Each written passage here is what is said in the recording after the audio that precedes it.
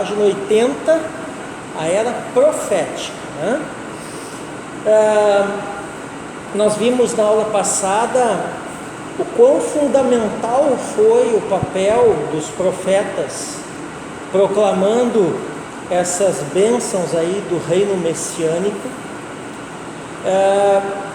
É muito interessante, né? Porque isso começa lá na promessa feita a Abraão. Então todas essas eras, né, elas estão conectadas sempre com essa promessa.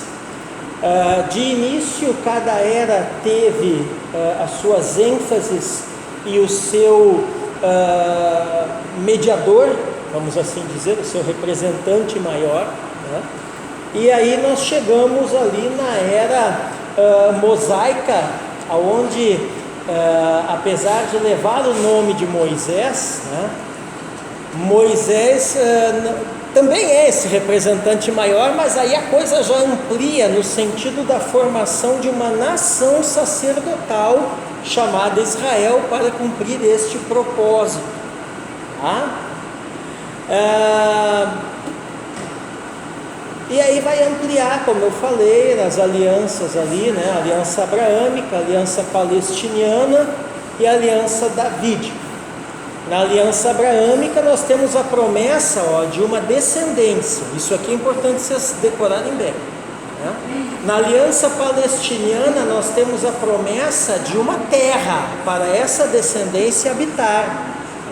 E na aliança davídica nós temos a promessa de um governo. Então, essa descendência da qual viria o Messias habitaria em uma terra, né? E Deus estabeleceria através deles um governo que alcançaria e tocaria, vamos assim dizer, em todos os demais governos, nações da terra. Então essa é a conexão, esse é o fio condutor da teologia do Antigo Testamento, tá? Nós temos uma tendência, né, em ler coisas no Novo Testamento e achar que trata-se de coisas novas. E o Eclesiastes é claro, né? Nada há de novo debaixo do céu.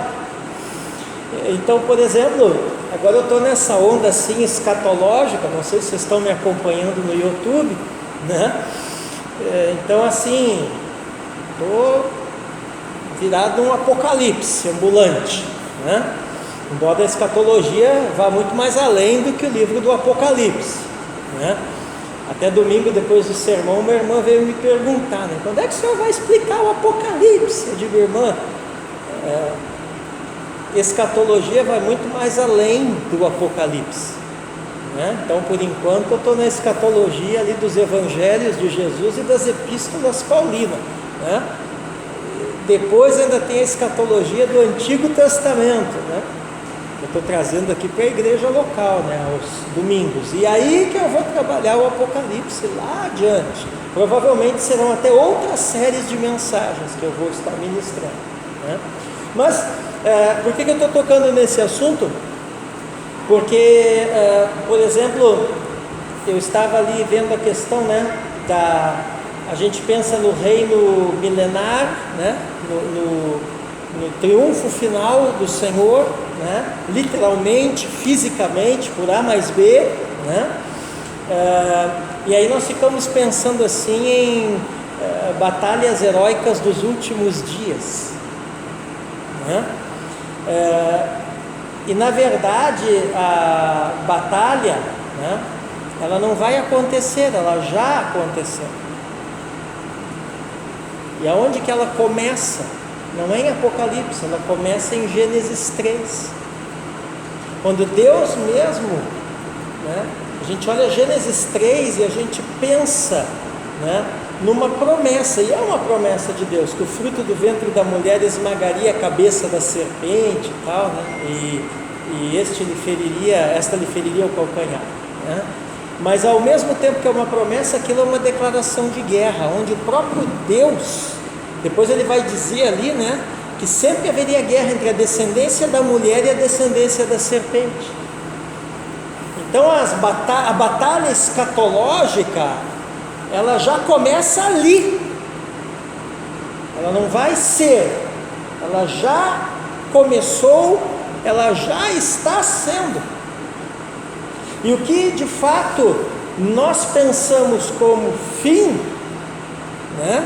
Como assim a grande guerra do fim, nada mais é do que a última parte de um conflito que vem aí por eras e eras e eras e eras da humanidade, né?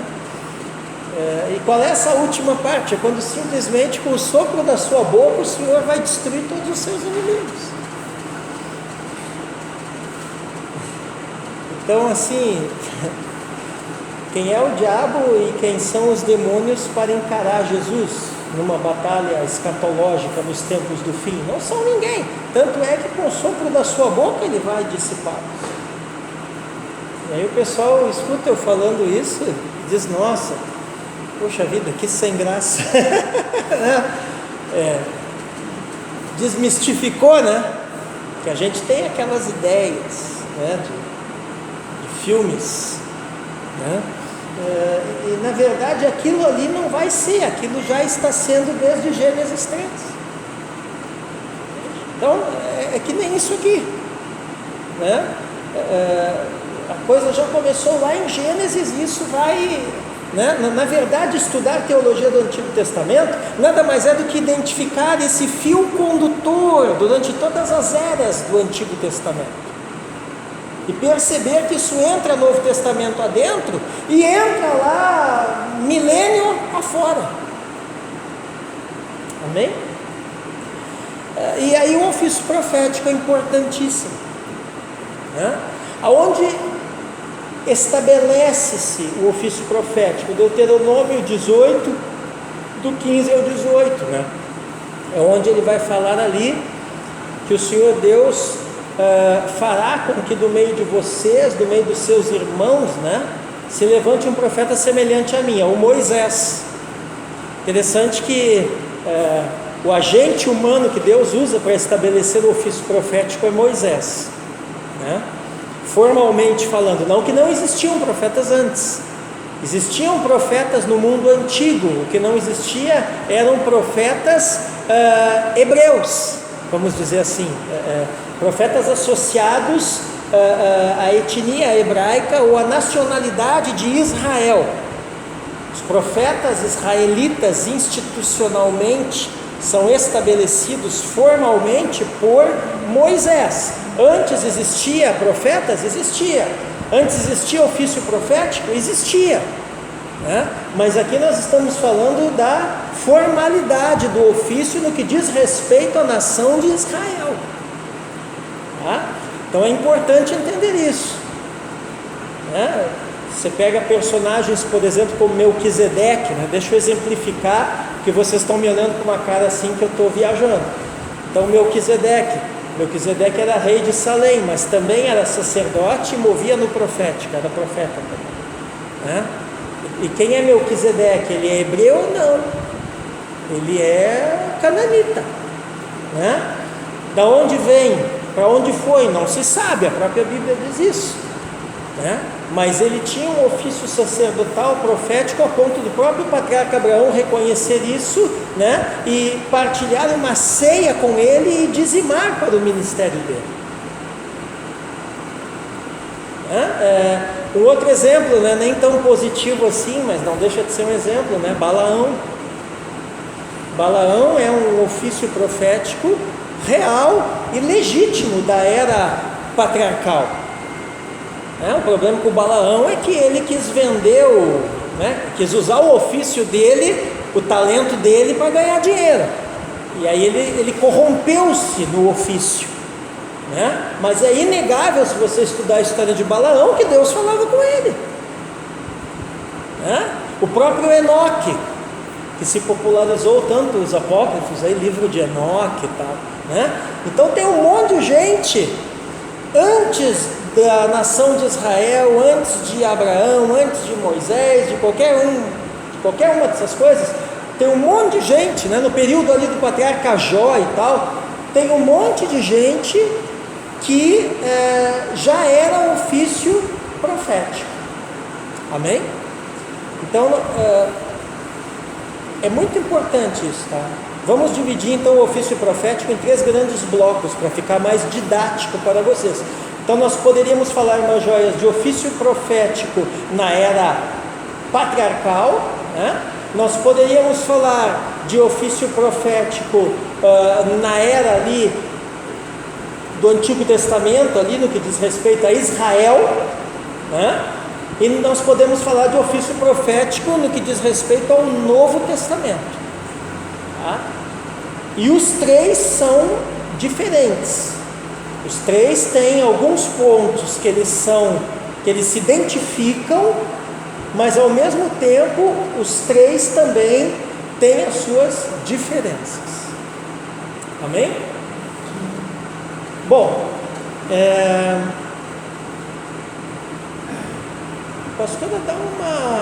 pastora, dá uma olhadinha ali na tua sala, que eu acho que tem alguém na janela ali.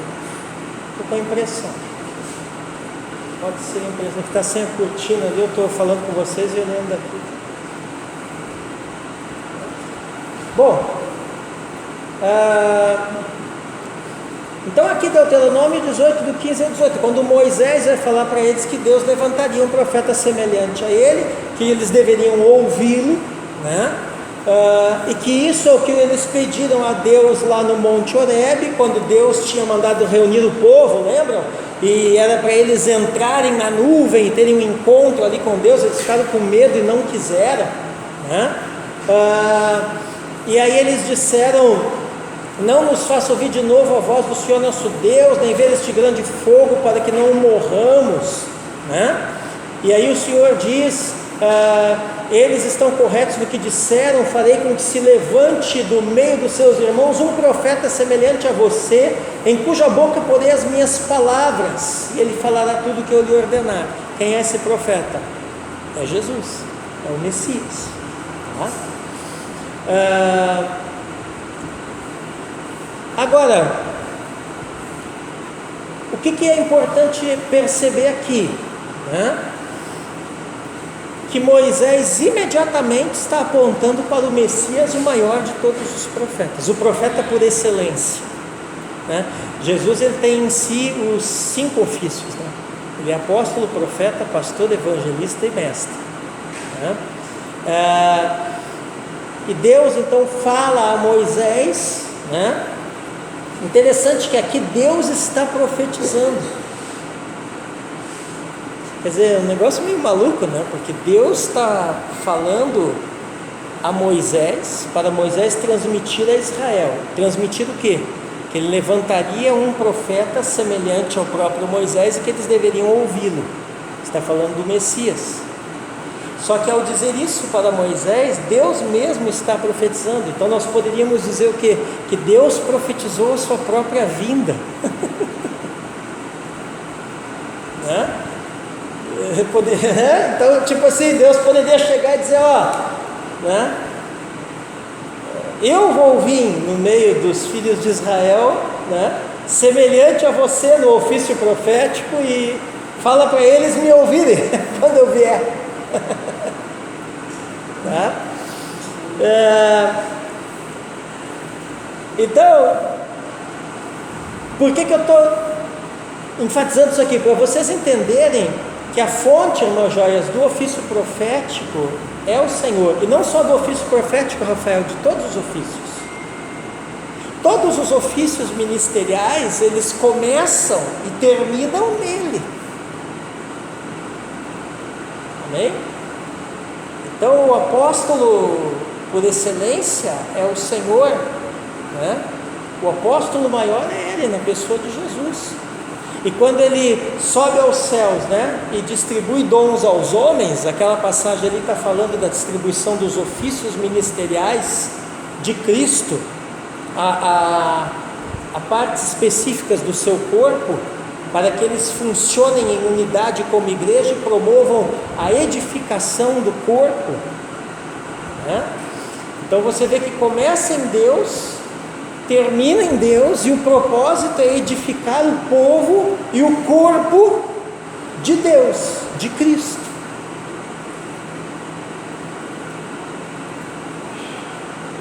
Então é dele, por ele, para ele, e ele é tudo em todos. Amém? Legal, né?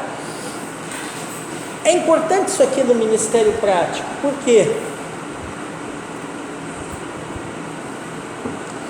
Porque quando nós temos essa consciência, nós não vamos tratar do ofício ou do dom ministerial como algo nosso.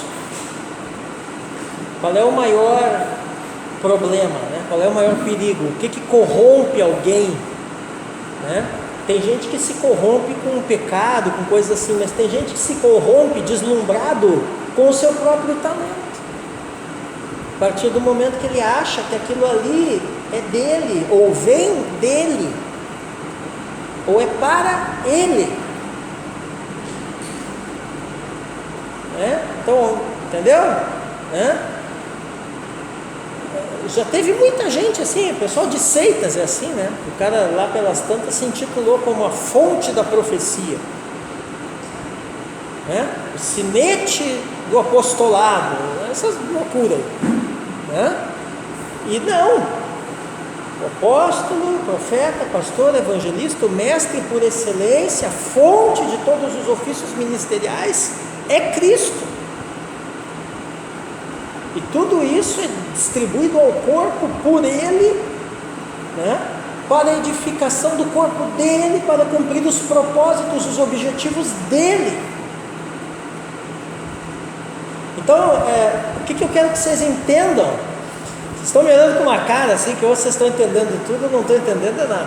O que eu quero que vocês entendam? Que vocês, quando vocês movem em algum dom, ou exercem o chamado ministerial de vocês, seja em que nível for, nada é nosso. Entendeu? É isso que eu estou querendo dizer no português bem claro, tudo é dele. Entende? O meu ensino não é meu, é dele através de mim, para formar outros conforme essa espécie e para, com esses outros em unidade, edificar o corpo dele.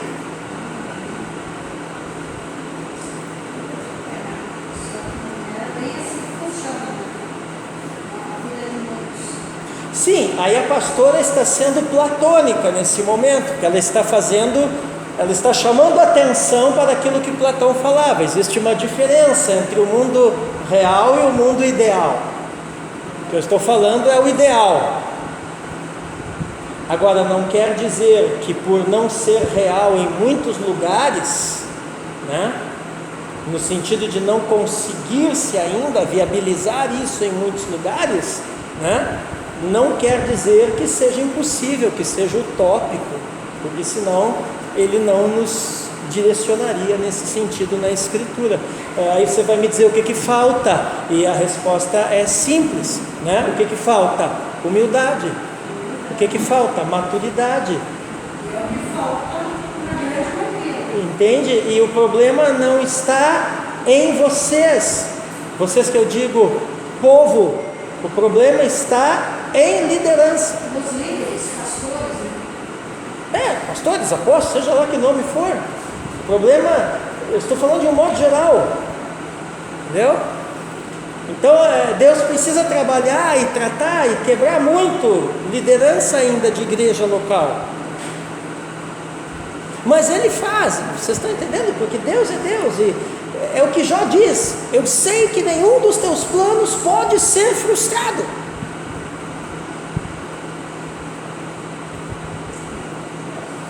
Então o que eu digo para o pessoal é o seguinte: faz a tua parte, e pelo teu testemunho, pelo teu discurso também, no meu caso, o meu ensino, vai abrindo o entendimento dos outros e incentivando eles a fazerem a parte deles. E não queira ser o Espírito Santo. Essa eu vou dar de graça para vocês, porque eu sofri muitos anos no ministério, Malaquias, querendo ser o Espírito Santo, querendo ser Deus. O que eu estou querendo dizer com isso? Eu estou querendo dizer o seguinte: eu não me contentava só em ensinar, em pregar, eu queria fazer a pessoa entender e viver aquilo ali. E quando ela aparentemente não entendia e não vivia, eu me martirizava. E hoje eu não tenho nenhum problema, entende? Entende? Porque é o Espírito Santo que faz.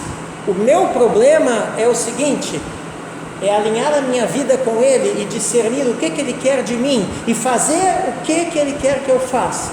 Ponto. Daí para frente, quem vai abrir entendimento, quebrantar coração, entendeu? É Ele.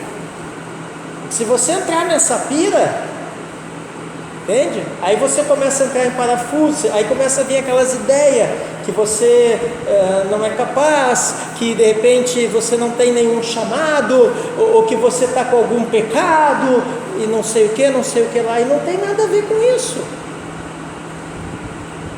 Fala, Rafa. Quando você vê o obreiro começar a entrar naquela vida e diz: Senhor, eu quero falar de uma maneira tal.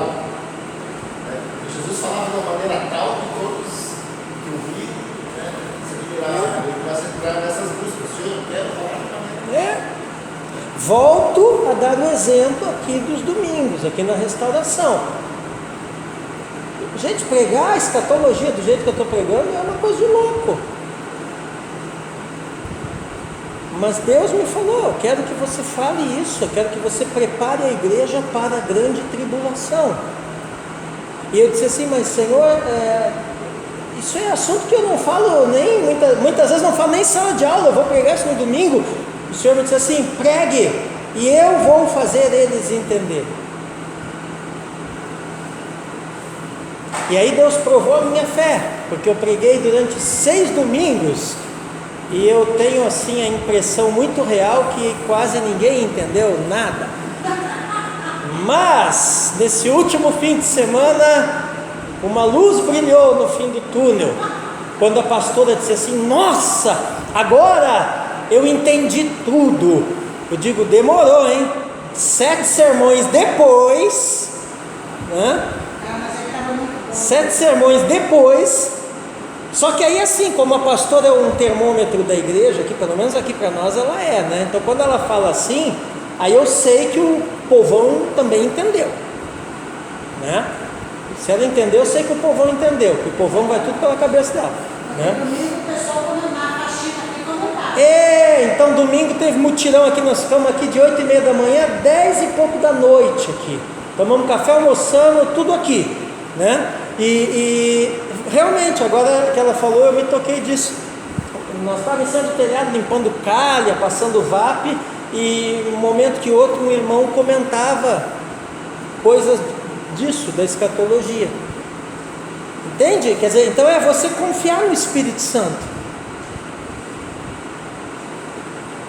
Às vezes a gente quer ensinar os outros a confiar no Espírito Santo, mas o Espírito Santo manda a gente fazer uma coisa tão fácil como pregar uma série de mensagens, de repente sobre uma coisa um pouquinho mais complicada para a igreja, e a gente já fica meio assim: mas eu acho que não vai dar, eu acho que não é bem assim, é coisa da minha cabeça, isso e aquilo.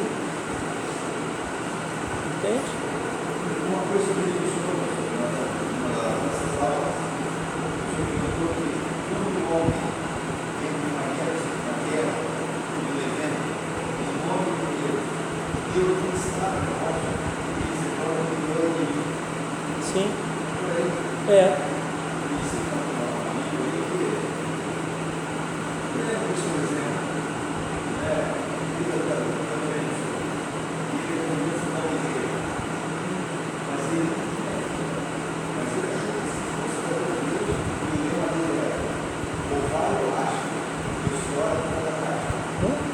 Estourou. Estourou, né?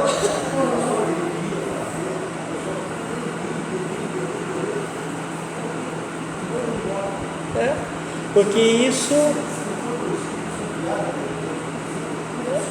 É o que Jesus fala ali no Evangelho de João, do Espírito Santo, que vai nos levar a entender todas as coisas. Entendeu? Então, assim, meu irmão, o lance é a gente discernir o nosso lugar no corpo, o que nós temos que estar funcionando no quê. Entendeu? Bom, então, Deus mesmo é profeta, é a fonte da profecia. Os judeus no tempo de Jesus esperavam um profeta final, né? Estão até hoje esperando, né? E os escritores do Novo Testamento identificam esse profeta como sendo Jesus. Então Atos 3, 22 ao 24 ali é o cumprimento daquela palavra de Moisés lá de Deuteronômio 18, do 15 ao 18, tá? Ela se cumpre ali. Bom, agora uma coisa aqui, ó. Nós precisamos olhar para os termos, as palavras no Antigo Testamento para profeta. Então a primeira palavra que vai aparecer aqui, relevante, no idioma hebraico é o Nabi. O que é o Nabi? É um porta-voz, é um orador, é alguém chamado para proclamar como um arauto a mensagem de Deus. Tá? Outra palavra aqui que aparece muitas vezes traduzida como profeta nas nossas Bíblias é a palavra roê. Essa é mais antiga, mas ela é um sinônimo do Nabi, aquele que vê. Tá? Então aqui em 1 Samuel 9:9 ela vai ser traduzida como vidente, né? Como é que diz ali, ó? Antigamente em Israel, quando alguém ia consultar a Deus, dizia: vamos falar com o vidente, porque antigamente o profeta de hoje se chama vidente. Então, vidente para eles não tem a mesma conotação que tem para nós. Para nós, fala de vidente, a gente já pensa em astrólogo, em tarô, essas coisas aí, né? Mas não, vidente é simplesmente aquele que vê. Vê o quê? Vê o mundo espiritual. Tá? Então, você vai dizer, tá, mas se roê e nabi são sinônimos, qual é a diferença? A diferença está aqui, é que roê era a forma popular e nabi era o termo técnico. Então, entre o povão falava, né? Vamos ver o vidente, o roê, aquele que vê o mundo espiritual. Mas tipo no palácio, ou dentre os sacerdotes, ou quando o rei ia consultar um profeta, ele não ia consultar um roê, ele ia consultar um nabi, que era a forma culta de se dizer profeta. Tá? Mas sempre enfatizando isso, né? Porta-voz. Quer dizer, o profeta, ele precisa ser a voz de Deus.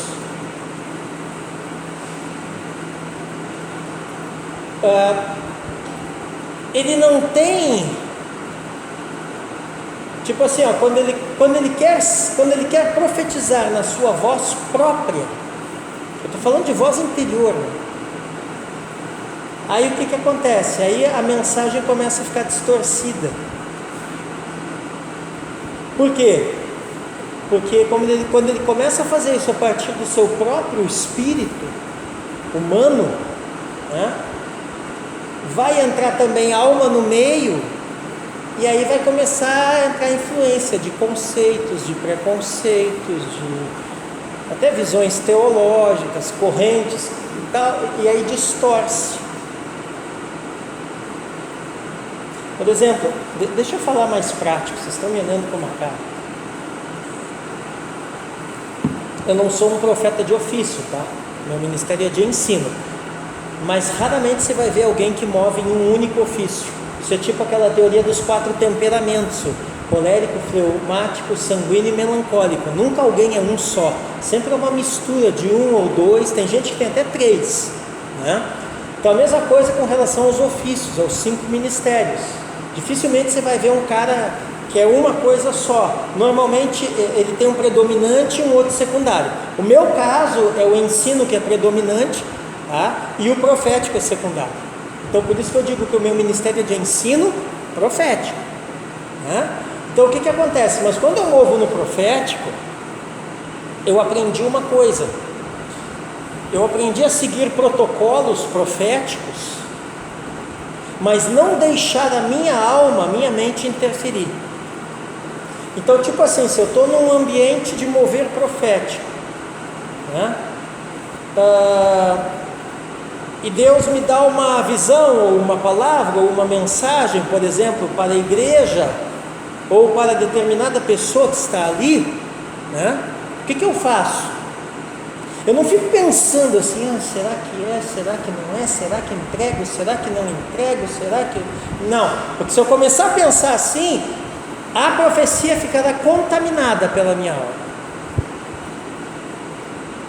Você vai dizer, tá, mas como é que o senhor sabe que é a voz de Deus? Prática. Aí é prática, você andar em comunhão com Ele, né?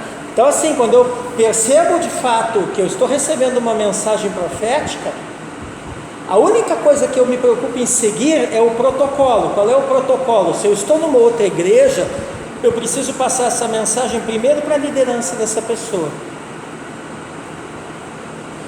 Então às vezes vocês já me viram em algum evento da unidade, movendo no profético, né? No passado, quando de repente eu levantei e atravessei o templo assim, ou às vezes eu espicho a cabeça e fico olhando assim, o que eu estou fazendo? Eu estou procurando um líder, e às vezes eu estou procurando ver se a pessoa está ali naquele lugar. Aí o que eu faço? Eu nunca vou direto à pessoa, nunca me dirijo direto à igreja, sempre eu vou à liderança. Isso é protocolo profético. Deus não quebra protocolo.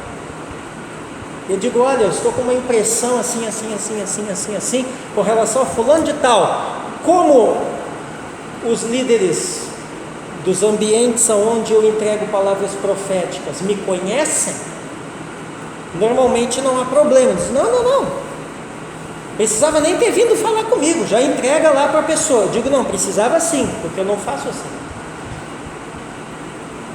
Aí eu vou na pessoa e, irmão, tive uma impressão com você agora, assim.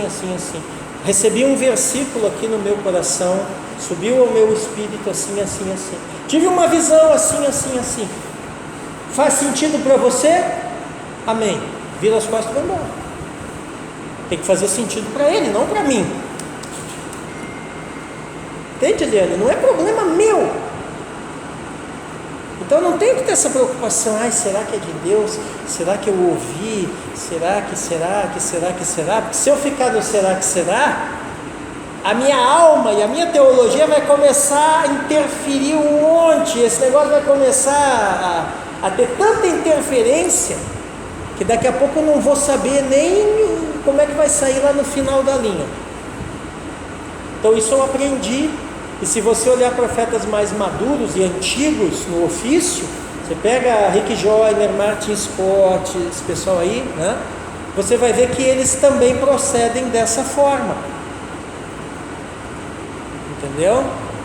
E às vezes também você entrega uma palavra e não faz sentido nenhum para a pessoa naquele momento.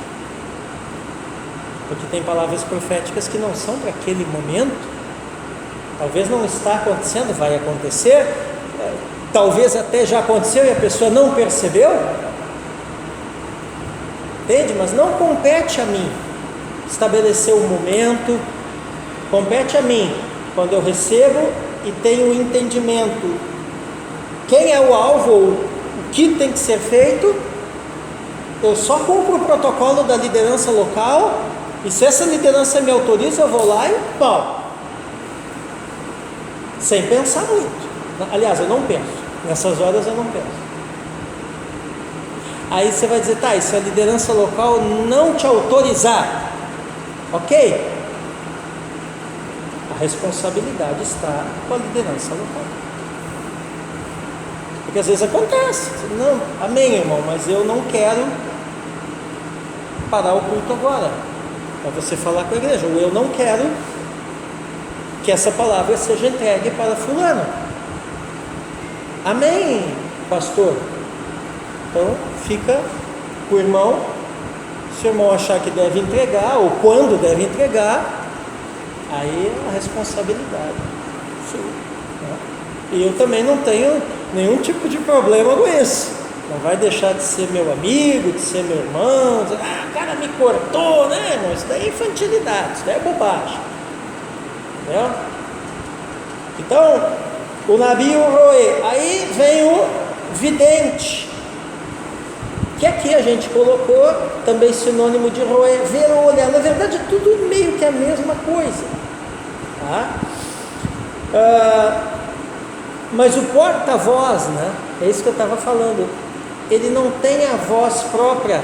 No momento que ele está ali entregando a sua mensagem, ele está representando um governo. Então é muita responsabilidade você mover no ofício profético. Isso daí não é coisa para criança na fé. Por quê? Porque você está representando um governo. E uma palavra profética, ela é uma faca de dois gumes. Ela pode edificar e ela pode destruir muito rapidinho, né? Então hoje o que nós temos? Nós temos aquela dificuldade com o ofício profético na igreja hoje, né? Porque eu não tiro a razão dos líderes até certo ponto, porque eles já viram tanta papagaiada com o negócio de profético que o cara fica com medo. E aí ele blinda a igreja, dizendo, não, aqui não tem esse negócio. Por quê?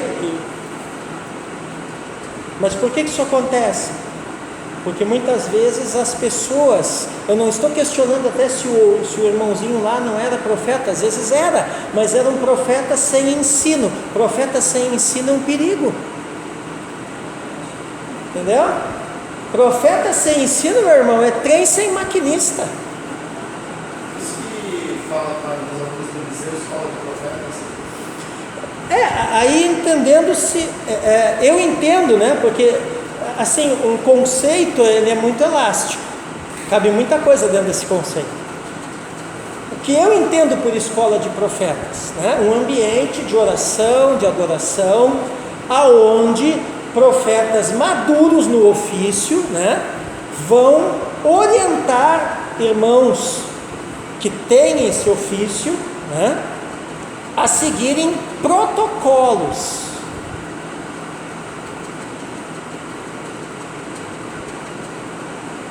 Né? Como fazer, com quem fazer, quando fazer, tal, né? Discernir se realmente é um ofício, porque ofício profético é uma coisa, dom profético é outra, ministério profético é outra. Então às vezes o que a pessoa, né, não é porque o irmão falou em língua num culto e interpretou a língua e foi uma mensagem para a igreja que ele tem um ofício profético, não é bem assim, né? É a mesma coisa que o ofício de ensino, que é o meu predominante, né? Não é porque alguém dá uma aula que ele é mestre. Entendeu? Então tem que ser, eu entendo assim, mas não é que eu vou ensinar o cara a interpretar a língua, isso aí não existe, é o espírito, né? Entendeu? Eu vou, né? Então às vezes esse negócio de escola de profeta também é uma faca de dois gumes, porque tem escolas de profetas que realmente são coisas sérias, né? E tem escola de profetas que na verdade é um trem desgovernado, né? E assim, os dois, na minha humilde opinião, né, os dois ofícios, todos os ofícios ministeriais, Malaquias, eles são perigosos se eles não forem orientados, mas na minha humilde opinião, o profeta e o evangelista são os mais perigosos. Por quê? Porque o evangelista desorientado é um perigo, sabe? Porque do mesmo jeito que ele enche a igreja, daqui a pouco ele bota todo mundo para correr. Entendeu? Por quê? Porque ele vai trazer um monte de gente, mas como ele não tem como dar alimento continuamente, a igreja enche e esvazia. Por quê? Porque aquele povo foi tudo para outras igrejas atrás de alimento. E aí enche e esvazia. Aí a igreja vira uma sanfona, né? Igreja pastoreada por cara que tem ofício de evangelista é uma sanfona, negócio. E enche e esvazia, enche e esvazia. E igreja pastoreada por profeta, e quando é o profeta meio como diz o gaúcho, meio desgarrado do pago, assim, né? Também é um perigo. Porque assim como ele está num momento do culto, edificando ali, amando, abençoando o rebanho, dali meia hora no mesmo culto ele pode estar amaldiçoando todo mundo. Entendeu? É o pessoal. Então são ofícios importantes, né? Todos são importantes, mas são ofícios que precisam de muito, e normalmente são os ofícios dos 5 ofícios ali que são mais resistentes ao ensino, né? Então o bicho teimoso, né? Tenta botar um evangelista sentado na escola de teologia para ver o que acontece. É uma tortura para o cara. Ele vai fazer de tudo para se escapar. Vai dizer que a letra mata. E profeta a mesma coisa, né? Tanto é que hoje nós temos pessoas que têm ofício profético na nossa cidade, né? E ainda estão nesse discurso aí da teologia, que é perigosa, que não sei o que, que não sei o que, que não sei o que. E aí eu olho para eles e digo, tá, cara, mas eu movo no profético também, e eu estou mais vivo do que nunca, eu estudo teologia na veia, todo dia, há quase 30 anos, e aí? Então a tua teoria cai por terra, eu sou prova viva que essa teoria está errada, né? Então, interessante que em 1 Crônicas 29 e 29 os 3 termos são usados na mesma passagem. Olha que legal, sugerindo que são sinônimos. Então olha ali, vamos ver ali. Os atos do rei Davi, tanto os primeiros como os últimos, estão escritos nas crônicas de Samuel, o vidente. Sublinha vidente. Continuando, nas crônicas de Natã, o profeta, e nas crônicas de Gade, o vidente. Então os 3 termos, o roê, o nabi e o vidente propriamente dito ali, aparecem no mesmo versículo. Basicamente a principal função dos profetas no Antigo Testamento era chamar Israel à conversão ao Senhor, voltando-se para a lei que ligava os israelitas a Deus nos termos de um tratado senhor-súdito. Lembra quando você estudou lá na escola a Idade Média? Você estudou o feudalismo, lembra disso?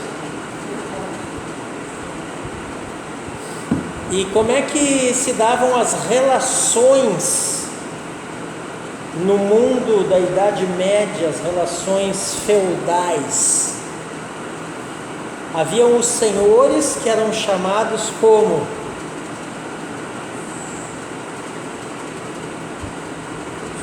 suzeranos, e os servos que eram chamados vassalos.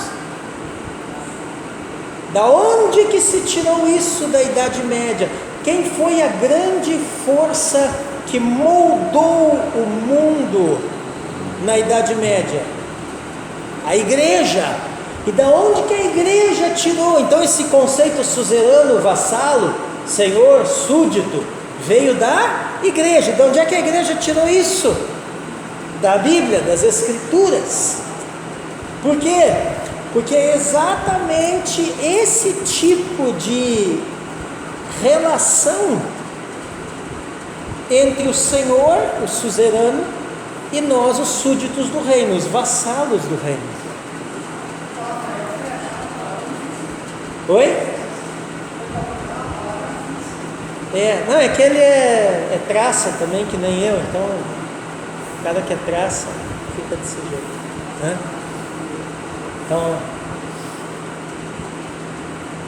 Então olha só,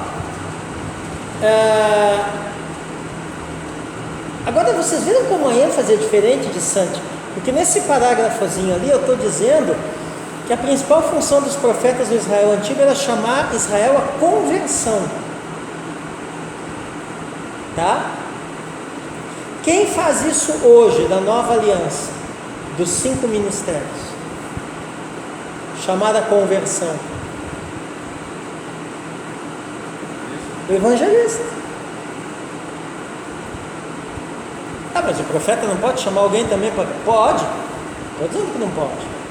Mas hoje, no contexto neotestamentário, isso é a função primordial do evangelista. Viram então uma mudança?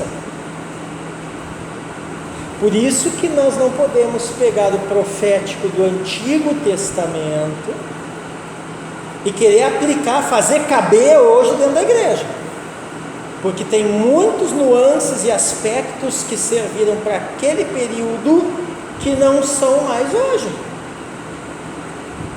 Esse aqui é um deles, por exemplo. E não podemos pegar o profético, vamos voltar mais, né? Patriarcal, do período patriarcal, e querer fazer caber hoje. Então, sinal de profeta imaturo.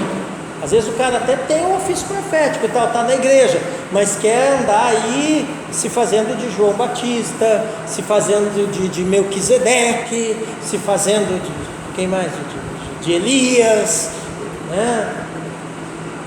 Quer imitar até na roupa, tal. E não tem nada a ver, é ridículo, é bobagem isso daí.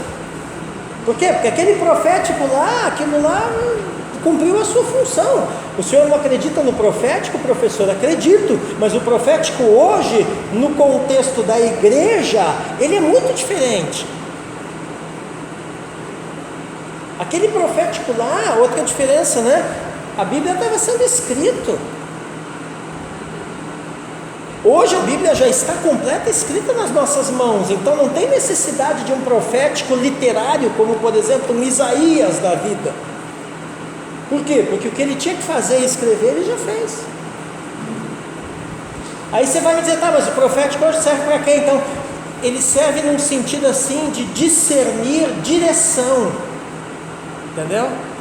Imagine a bússola, ele aponta o norte é Cristo, né? Então, ó, Cristo está movendo nessa direção aqui. E aí todos os outros vão atuar em unidade, né? Ah, está movendo nessa direção, beleza. Quem disse isso? Ah, o profeta fulano, tá bom. Aí o que acontece? Aí tem que entrar um apóstolo em ação, porque o apóstolo é o cara que enxerga de cima. O apóstolo não é micro, ele é macro. Então ele é o cara que ele vai olhar, né? Tipo assim, beleza, temos que a direção é essa, mas tem um deserto no meio do caminho. O apóstolo é o cara que vai olhar de cima o mapa para ver o tamanho do deserto e tal, se tem inimigo, qual é o melhor caminho, entende? Aí beleza, o apóstolo olhou o macro, o que ele vai fazer? Ele vai chamar o mestre, que aí o mestre é o cara que vai sentar e vai escrever a estratégia, né? Ó, nós temos aí, né? Para atravessar esse deserto nós temos aí que enfrentar 5 inimigos hostis, né? E nós vamos ter 3 oásis apenas para parar, beleza. Aí o mestre é o cara que ele vai calcular a distância, a velocidade que o povo tem que fazer, quando que vai chegar perto daqueles inimigos, que arma vai ter que usar, que estratégia vai ter que seguir, se tem retaguarda, se tem vanguarda, que vai ter que abrir um caminho e tal, beleza, né? E o pastor, o que o pastor vai fazer? É aquele que vai caminhar com o povo, né? Então vamos colocar o povo em marcha, ok, né? O pastor é aquele que ele vai fazendo o quê? Ele vai cuidando as necessidades do povo no decorrer da marcha, né? E o evangelista vai fazer o quê? O evangelista é aquele cara que vai correr da frente, da vanguarda, até lá o fim do arraial, a retaguarda, e vai fazendo ali aquele trabalho assim, ó, no sentido de não permitir que ninguém fique para trás. Ele vai trazendo, oi? Arrebanhando. Então isso são 5 ministérios caminhando, entendeu? Cada um tem a sua função. Então, aqui é um relacionamento senhor súdito ou suzerano vassalo, que eu não quis botar essas palavras na apostila Malaquias, porque eu achei que você ia achar muito difícil mesmo. Então, eu já botei senhor súdito. Pela aliança condicional da lei, Deus prometeu abençoar os israelitas se o obedecessem. Também era função dos profetas proclamar mensagens preditivas, cujo auge se refere ao futuro de Israel sob o reino messiânico.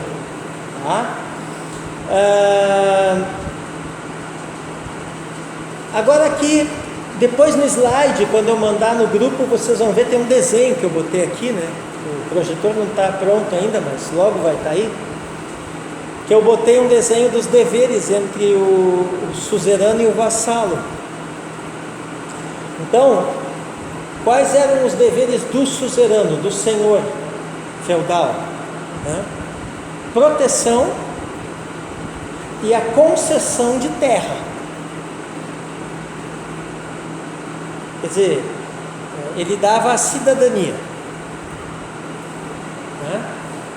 Então, você vai ser cidadão aqui do meu reino, porque você vive e trabalha nas minhas terras. Veja que as terras não eram de quem cultivava, eram do Senhor. Então veja que o reino não é da igreja, é dele.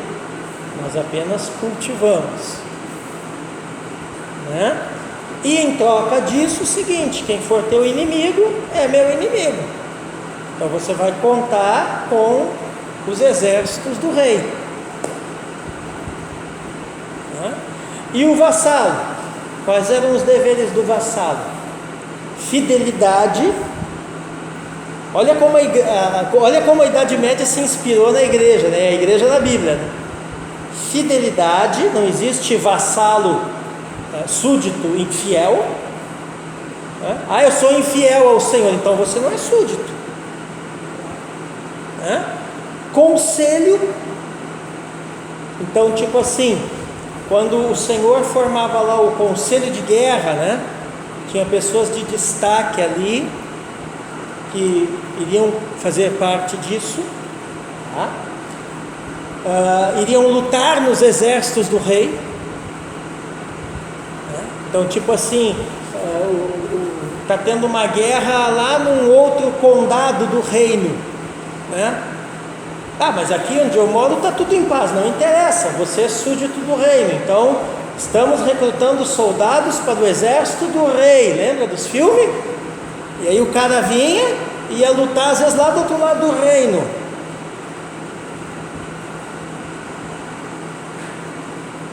Não tem nada a ver com isso, essa luta não é na minha igreja. Não tem. Tem sim. Se você é súdito, você vai ser convocado para o exército do rei. E se o rei tiver interesse, você vai ter que lutar em outro ministério, em outra igreja. Está entendendo o que são as igrejas, então? É como se fossem aí os condados, é o reino.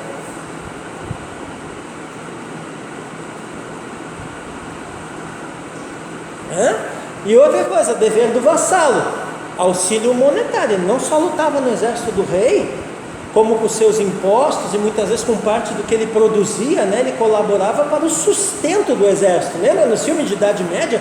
Tinha gente que não ia para frente de batalha, mas o cara doava lá 10 porcos, 2 vacas, e isso era levado para alimentar a tropa, alimentar o soldado. Hoje nós fazemos o quê? As nossas contribuições.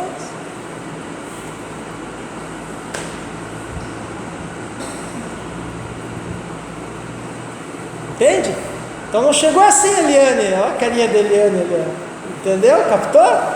Então não chegou assim, Assim, um belo dia alguém acordou e disse assim: estamos na Idade Média.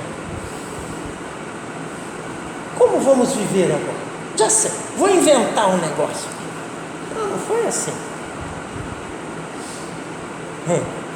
A igreja dominava e a igreja estabeleceu o que ela, por sua vez, aprendeu com as Escrituras. Vocês estão vendo a importância, Malaquias, da igreja na formação da civilização ocidental? A igreja moldou toda a civilização ocidental. E aí vocês me olham com essas carinhas e dizem, tá, mas e o que isso tem a ver hoje? Tem tudo a ver hoje, gente, porque o que está acontecendo hoje? Hoje está acontecendo um movimento na civilização ocidental no sentido de desconstruir a igreja. Se esses movimentos socioeconômicos, sociopolíticos alcançarem êxito e desconstruírem a igreja no Ocidente, toda a civilização ocidental cai. Por quê? Porque ela está toda alicerçada em cima da igreja. Tem um estudioso, até anotem aí, que é o Christopher Dawson. Christopher Christopher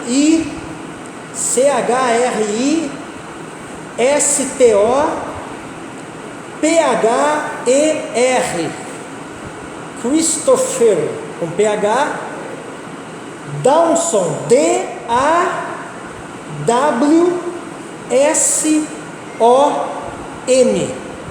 Christopher Dawson. Vocês acham os livros desse cara aí? Eu tenho uns PDF lá, vou botar para vocês no grupo, tá? O Christopher Dawson, ele é um erudito inglês. É meio chatinho de ler, que ele usa umas linguagens meio técnicas, mas vale a pena o esforço. Ele é um erudito inglês que ele escreveu sobre a influência da igreja na formação da civilização ocidental. Tremendo os livros dele. Está começando a ser traduzido no Brasil há pouco tempo, esse material. Tá? Bom, aí vamos ver agora aqui alguns dos principais profetas, um pouquinho agora do profeta Isaías, né? Isaías é o grande evangelista do Antigo Testamento. Isso é tão verdade que quando as editoras lançam comentários teológicos aí, livro por livro, que normalmente são os mais caros, mas também os melhores, né? Normalmente eles lançam primeiro os livros do Novo Testamento, obviamente porque são menos, né? Menos livros para se comentar, mas normalmente eles lançam, o primeiro que eles lançam do Antigo é Isaías. Por quê? Então você pega, por exemplo, o comentário Shed, que é excelente, né? Então o comentário Shed, da editora Shed ali, eles lançaram Mateus, Marcos, Lucas, João, Tiago, né? E acho que Colossenses e Filipenses, uma coisa assim, né? E Isaías. Por que esse? Aí você olha e diz, o que tem a ver, né? Lançar Isaías? Porque Isaías é considerado o grande evangelista do Antigo Testamento. Seria o quinto evangelho, né? Falar nisso, são excelentes comentários, tá? Os comentários Shed. Bom, Isaías é a antecipação do servo, né, gente? Então aqui também tem gente que chama o livro de Isaías de Epístola aos Romanos do Antigo Testamento, tá? É uma outra designação. É interessante que nessas bibliotecas antigas, né, dos teólogos antigos, por exemplo, a biblioteca de alguns professores meus que eu tive o prazer de conhecer, né, tinha alguns livros tipo assim, o Evangelho em Isaías, ou então tinha assim, o comentário de Isaías à luz do Evangelho. Então os teólogos antigos, isso está sendo resgatado pelas editoras agora, né? Eles faziam muito esse link, tá? Bom, em Isaías nós vemos o Messias na sua majestade, né? Trazendo luz às nações, redimindo Israel perdoando e abençoando toda a terra no reino milenar. Entre uma profecia e outra de Isaías, temos anúncios de juízos próximos e bênçãos futuras que falam do tempo em que Israel se arrependerá e experimentará ser plenamente restaurada a sua terra no reino do Messias. Então assim, evangelho não é invenção do Novo Testamento e nem coisa da cabeça de Jesus. Evangelho é coisa que vem aqui de Isaías. Nova aliança é coisa que vem daqui de Isaías. Tá? O Novo Testamento aproveita esses conceitos. O capítulo 6 de Isaías, por sinal o texto também do meu chamado, é um alicerce teológico de todo o livro. Então onde está a chave de leitura de Isaías? No capítulo 6, né? Onde temos o chamado de Isaías em uma impressionante teofania. O profeta vê a glória do Senhor em seu trono, rodeado de querubins, ao mesmo tempo em que é lembrado da santidade do Senhor. Então vamos ler ali Isaías 6, verso 3. E clamavam uns para os outros, dizendo: Santo, Santo, Santo é o Senhor dos exércitos, toda a terra está cheia da sua glória. Amém? Então veja aqui que ele é lembrado, né? E lembrado de forma tríplice, né? Pelos querubins, da santidade do Senhor, e que essa santidade ela enche a terra com a glória de Deus, né? Israel deveria andar em santidade, reconhecendo a santidade de Deus. Então aqui nós temos um princípio importante, irmã Joyce. Qual o segredo para você andar em santidade? É você reconhecer a santidade de Deus. O que eu estou querendo dizer, Eliane? Eu não ando em santidade porque eu tenho medo de ir para o inferno. Eu não ando em santidade porque eu tenho medo do diabo. Eu não ando em santidade porque eu tenho medo do pecado. Eu não ando em santidade porque se eu pecar o que os outros vão falar de mim, por causa dos outros, não. Por isso que tem gente que não consegue santificar a sua vida. Por quê? Porque o fundamento dele está errado. Qual é o fundamento para andar em santidade? É porque Deus é santo.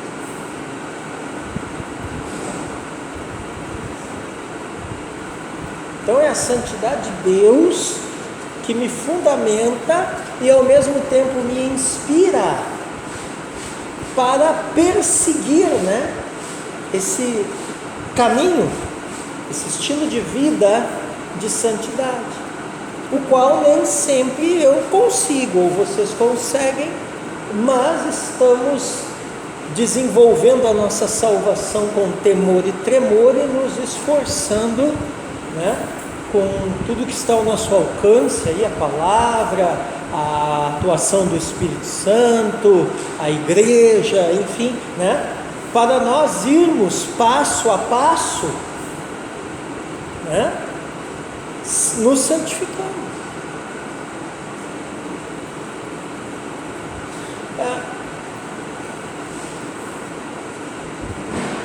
A questão é muito mais interior e essencial, porque é a questão motivacional, né? Então, tipo assim, eu não passo o outro para trás, né, porque eu vou me sentir mal. Não, eu não passo o outro para trás porque vai ofender a Deus. Claro que eu vou me sentir mal se eu sou de fato convertido, né? Mas eu preciso entender que esse sentir-me mal acontecerá quando eu ofender a Deus. Não é meramente por sentir, sentir por sentir. Não sei se vocês estão captando o que eu quero dizer.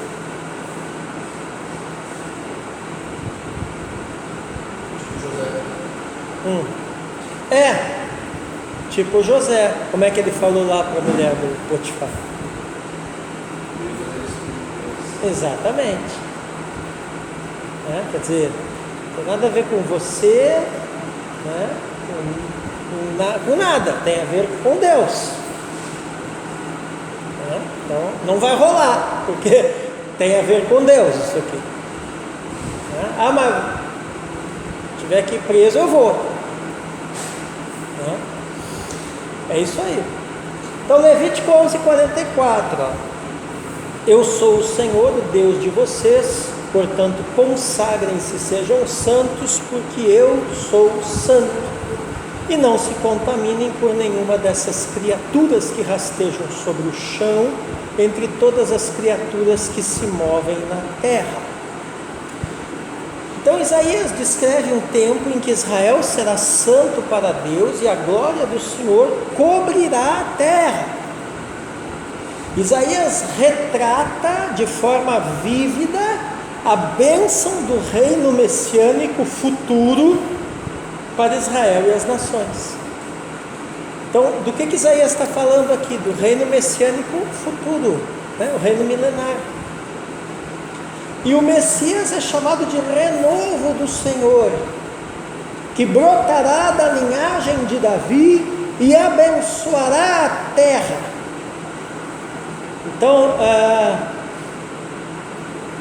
de Davi vem algo, brota algo, desenvolve-se algo que abençoará toda a terra. Lembra, Abraão?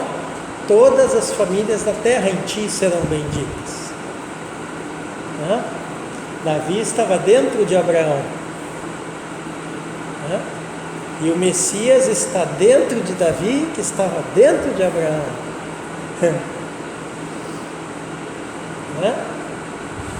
Mas ao mesmo tempo Abraão estava dentro de Deus, que por sua vez é o Messias. Vocês viram? Então, a coisa faz assim e faz assim. E a gente faz assim. Mas é para você ver como que é esse nosso Deus. Bom, o Messias será Emanuel, que é o Deus conosco, em sua vida e ministério.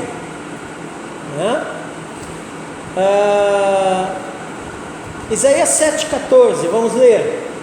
Portanto, o Senhor mesmo lhes dará um sinal.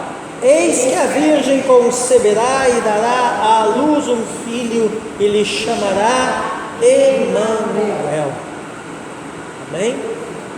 Que é o Deus conosco, é um dos títulos do Messias.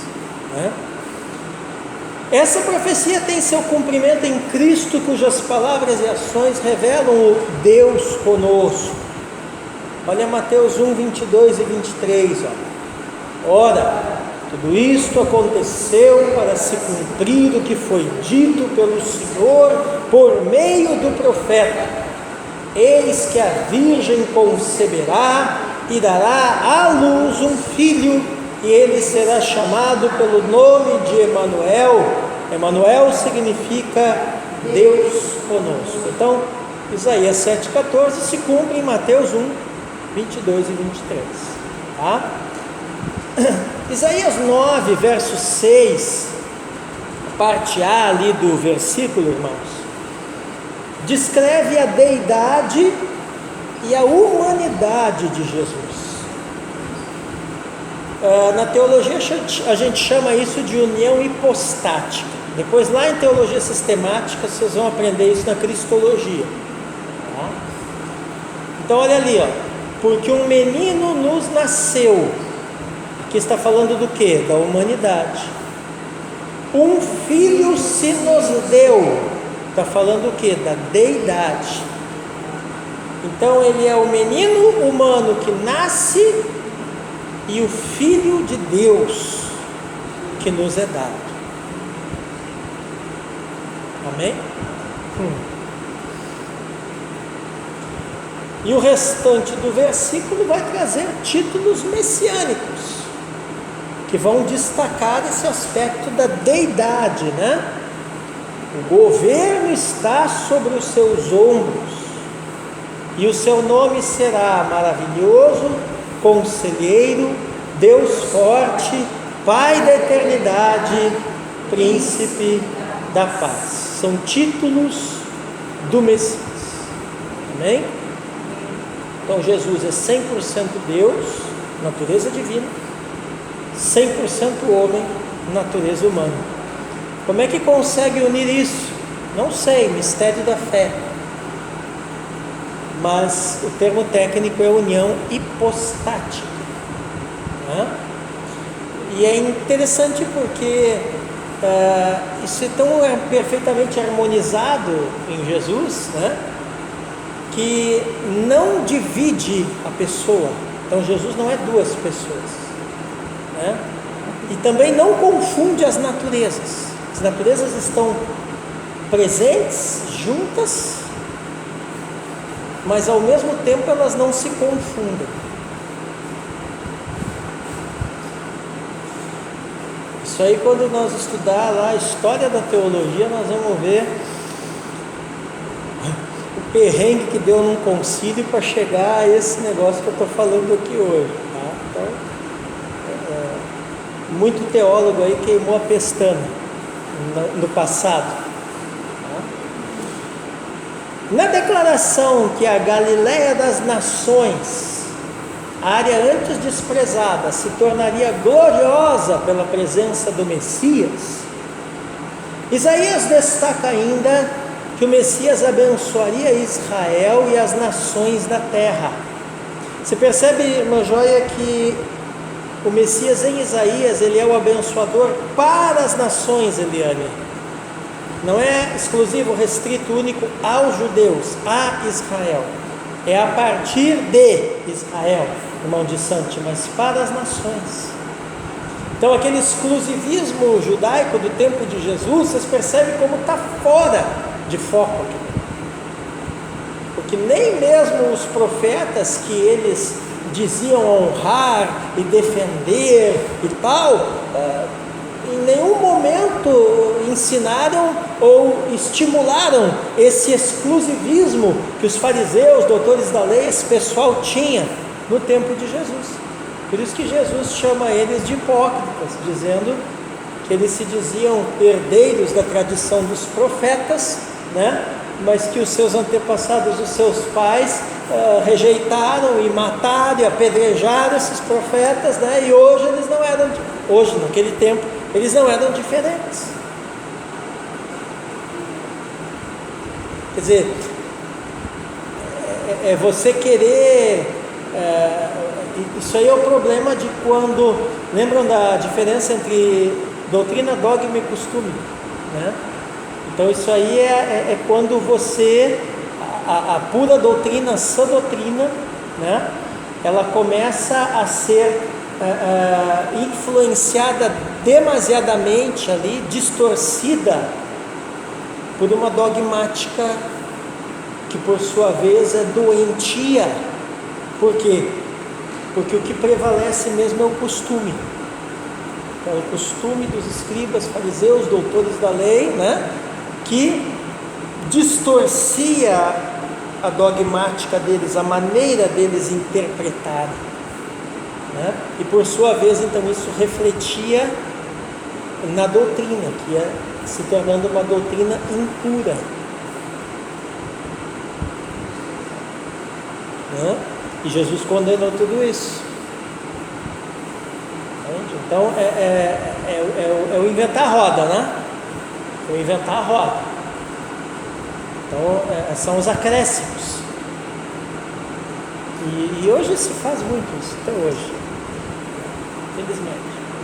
Então, Isaías 9, 1 e 2: mas para a terra que estava aflita não continuará a escuridão. Ó, a boa notícia, o Evangelho, a boa nova.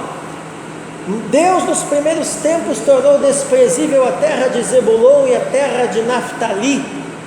São duas tribos, né? O que é isso? É a região onde essas tribos herdaram. Mas nos últimos tempos tornará glorioso o caminho do mar, além do Jordão, Galileia dos gentios. De que mar ele está falando? O mar da Galileia. O povo que andava em trevas viu grande luz, e aos que viviam na região da sombra da morte resplandeceu-lhes a luz. Quer dizer, Isaías está falando que a luz para Israel e para as nações vai vir da Galileia. E aí você olha, de repente, no Novo Testamento, né? Alguém dizendo assim, pode vir alguma coisa que preste da Galileia? Estão longe.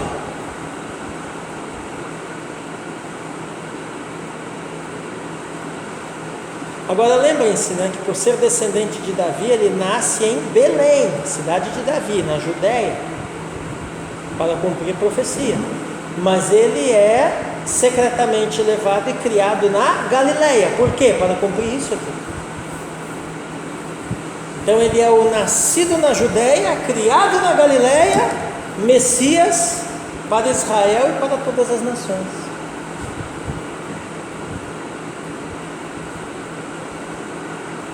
E a ideia da Galileia é justamente isso, né? É a salvação de Deus vindo de onde menos se espera.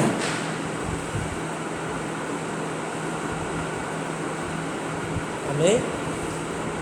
Então nós não devemos nunca desqualificar ninguém, porque o nosso próprio Salvador era a pessoa mais improvável e vinda de onde menos se esperava que viesse.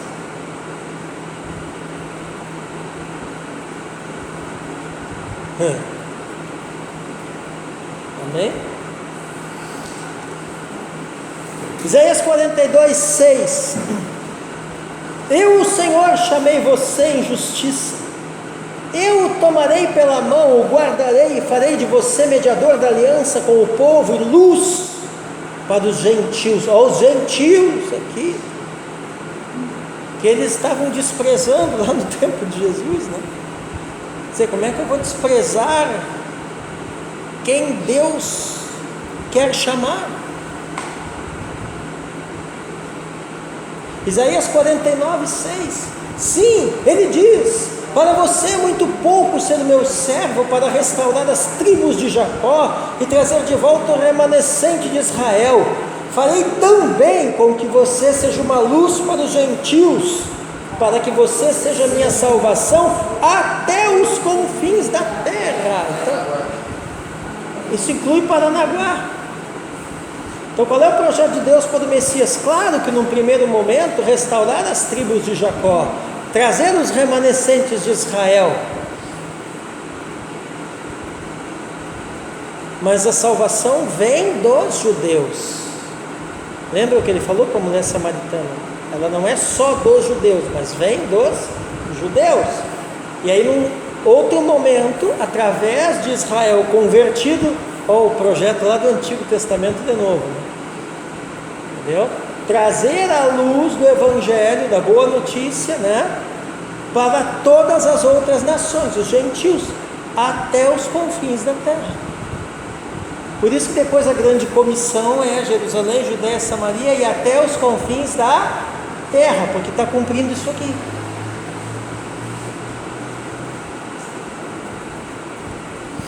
O Messias é destinado a governar sobre a terra no reino vindouro. Isaías 9:7, vamos ler. Ele estenderá o seu governo e haverá paz sem fim sobre o trono de Davi e sobre o seu reino, para o estabelecer e para o firmar com juízo e com justiça, desde agora e para sempre. O zelo do Senhor dos exércitos fará isto. Amém? Então quer dizer, Deus é zeloso e vai cumprir isso, né? Isso o que? O seu governo, o seu trono, o seu reinado, né? Justiça e imparcialidade marcarão o seu governo. Então Isaías está dizendo aqui como é que vai ser o governo no milênio. Será um governo justo, um governo imparcial. Isaías 11:1-5. Do tronco de Jessé sairá um rebento, e das suas raízes brotará um renovo, e repousará sobre ele o Espírito do Senhor, o Espírito de sabedoria e de entendimento, o Espírito de conselho e de fortaleza, o Espírito de conhecimento e de temor do Senhor. Ele terá o seu prazer no temor do Senhor, não julgará segundo a aparência, nem decidirá pelo que ouvir dizer, mas julgará com justiça os pobres e decidirá com equidade a favor dos mansos da terra. Castigará a terra com a vara de sua boca, e com o sopro dos seus lábios matará o perverso. O cinto dele será a justiça, e a verdade será a faixa na cintura. Como que ele vai matar o perverso? Com o sopro. Olha a grande batalha escatológica. E não vai acontecer, já está acontecendo desde Gênesis 3. E o inimigo não vai nem ter tempo de pensar em reagir, porque com um sopro Jesus destrói ele. E olha como é que Isaías o descreve: com um cinto de justiça e com uma faixa na cintura.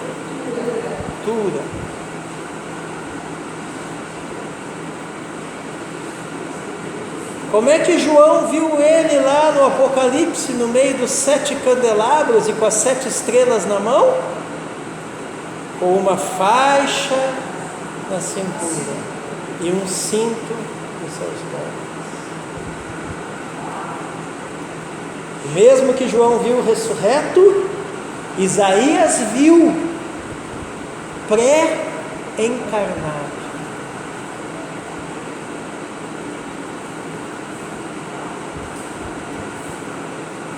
Seiscentos anos antes dele encarnar. 700 anos antes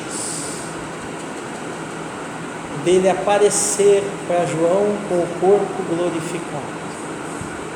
O Apocalipse lá pelo ano 100, mais ou menos.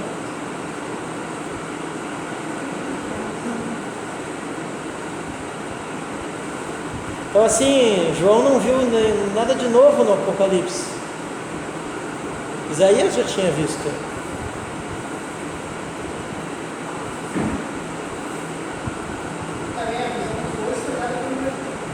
Claro, e quem dá a visão é Ele.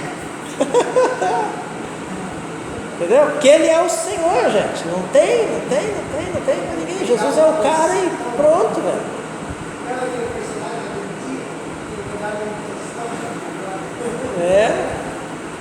Entendeu?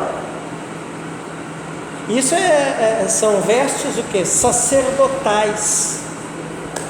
Quem usava cinto, faixa, né?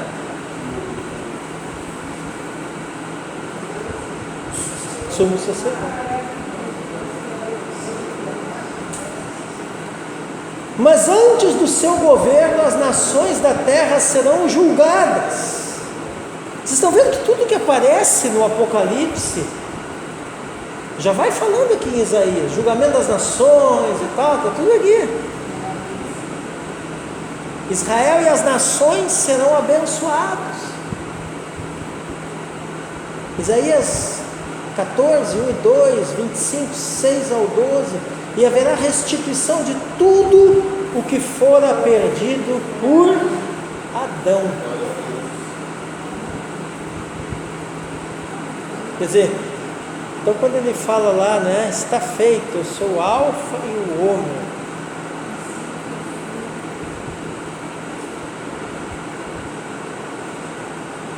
Quer dizer, por isso que no final de tudo é novo céu e nova terra onde habita a justiça. Quer dizer, é o ambiente perfeito, recriado e estabelecido de novo. Por quê? porque tudo que foi perdido em Adão é resgatado em Jesus.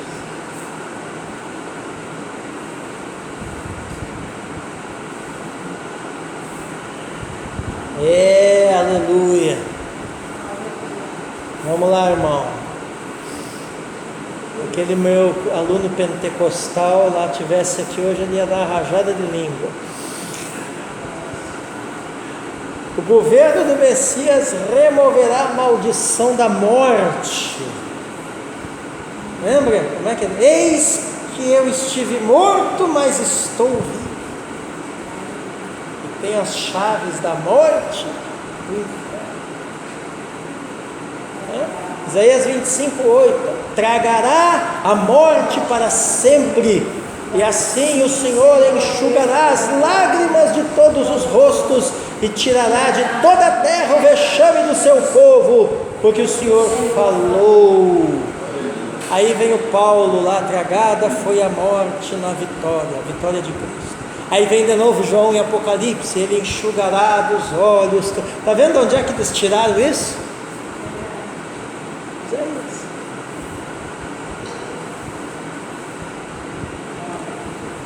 No seu reino haverá o conhecimento da sua verdade.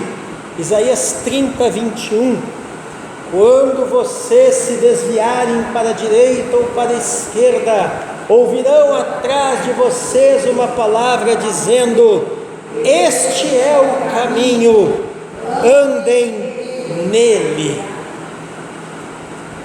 Quer dizer, só erra quem quer.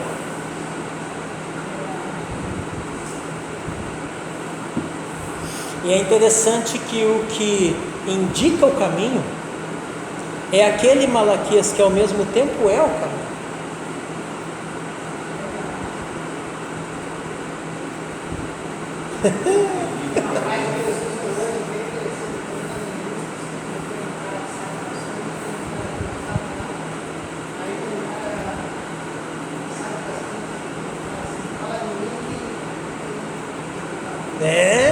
Jesus é o cara, meu irmão.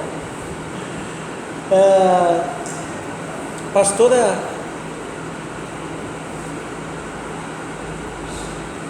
se prepare que o irmão está vindo buscar aquele negócio aí, ele me avisou no WhatsApp. Aquele negócio. Bom, fica esperto, daqui a pouco ele está encostando. Haverá curas. Haverá curas. Isaías 35:5-6. Então se abrirão os olhos dos cegos e se desimpedirão os ouvidos dos surdos. Os coxos saltarão como as corças e a língua dos mudos cantará, pois águas arrebentarão no deserto e ribeiros no ermo. Isso já na sua primeira vinda começou a acontecer, né? Então entende por que Jesus curou o cego, o surdo, o coxo, né? Não era para provar nada para ninguém, e nem para coitado do cara, não tem nada a ver com isso, é para cumprir a palavra profética. E quando essa... Oi? E quando ele fazia isso tudo, ali na sua primeira vinda, você pode ter absoluta certeza que os judeus lembravam de todos esses versículos aqui. Então era uma coisa assim, meio que inquestionável, porque, né, de repente aparece um cara fazendo tudo que os nossos profetas disseram que o cara ia fazer.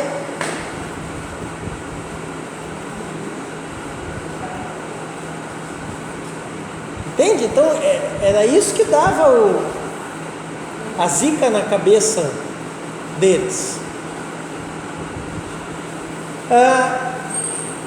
E um caminho de restauração, arrume ali, né? De restauração em todos os níveis, para quem anda em santidade. Isaías 35:8. E ali haverá uma estrada, um caminho que será chamado de caminho santo.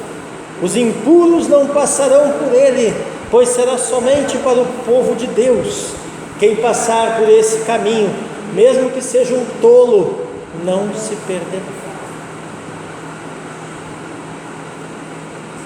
Por quê? Porque se trilha o caminho na sabedoria, na força, na capacitação dele, não nós.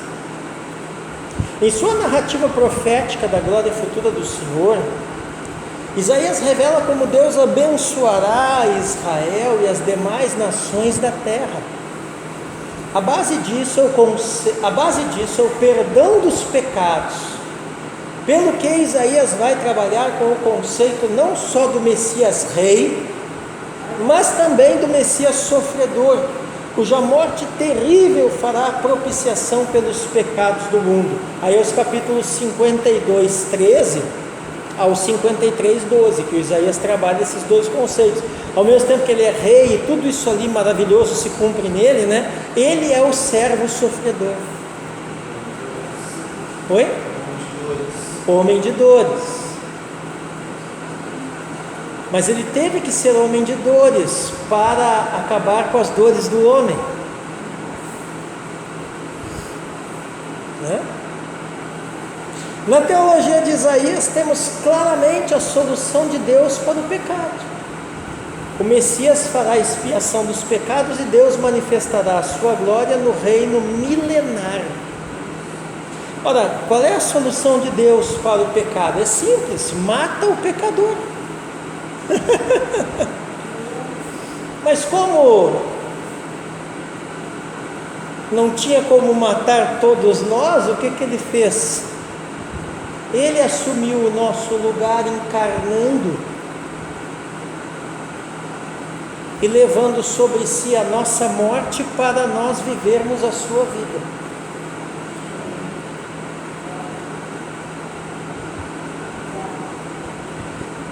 Mas a solução é essa: não existe solução para o pecado que não seja morte. E assim, tem gente por aí que diz que Cristo, na sua morte, pagou o preço pelos pecadores, mas como se estivesse comprando-os de Satanás ou algo assim. Não, isso é herético.